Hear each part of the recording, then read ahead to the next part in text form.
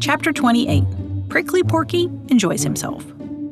A boasting tongue, as sure as fate, will trip its owner, sooner or late. Old Granny Fox.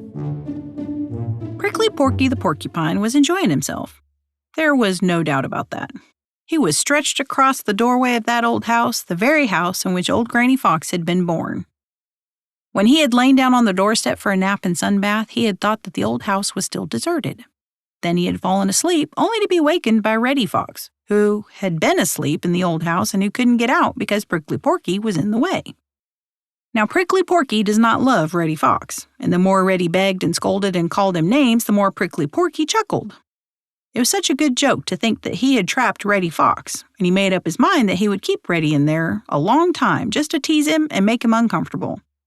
You see, Prickly Porky remembered how often Reddy Fox played mean tricks on little meadow and forest folks who were smaller and weaker than himself. "It will do him good. It certainly will do him good," said Prickly Porky, and rattled the 1,000 little spears hidden in his long coat, for he knew that the very sound of them would make Reddy Fox shiver with fright. Suddenly, Prickly Porky pricked up his funny little short ears. He heard the deep voice of Bowser the Hound, and it was coming nearer and nearer. Prickly Porky chuckled again. "I guess Mr. Bowser is going to have a surprise. I certainly think he is," said Prickly Porky as he made all the 1,000 little spears stand out from his long coat, till he looked like a funny great chestnut burr. Bowser the Hound did have a surprise. He was hunting Reddy Fox, and he almost ran into Prickly Porky before he saw him.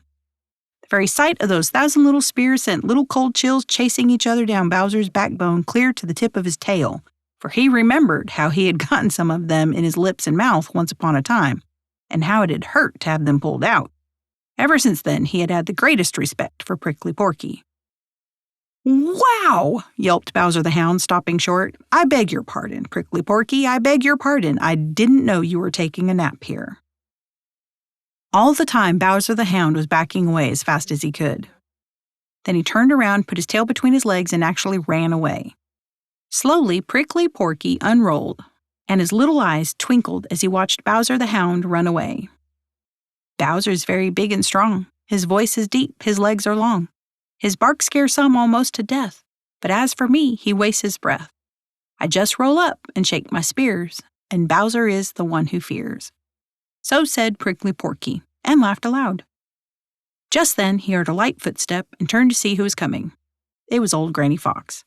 She had seen Bowser run away, and now she was anxious to find out if Reddy Fox were safe.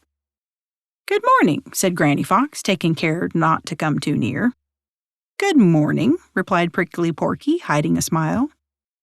"I'm very tired and would like to go inside my house. Had you just as soon move?" asked Granny Fox. "Oh!" exclaimed Prickly Porky. "Is this your house? I thought you lived over on the Green Meadows." "I did, but I've moved. Please let me in," replied Granny Fox.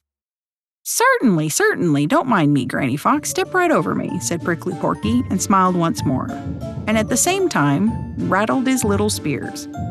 Instead of stepping over him, Granny Fox backed away. Thank you for listening. This has been a chapter of Old Granny Fox, narrated by Pam Martin. Written by Thornton W. Burgess. Audio production by Wingerd Media. Please like and subscribe to be notified for coming chapters.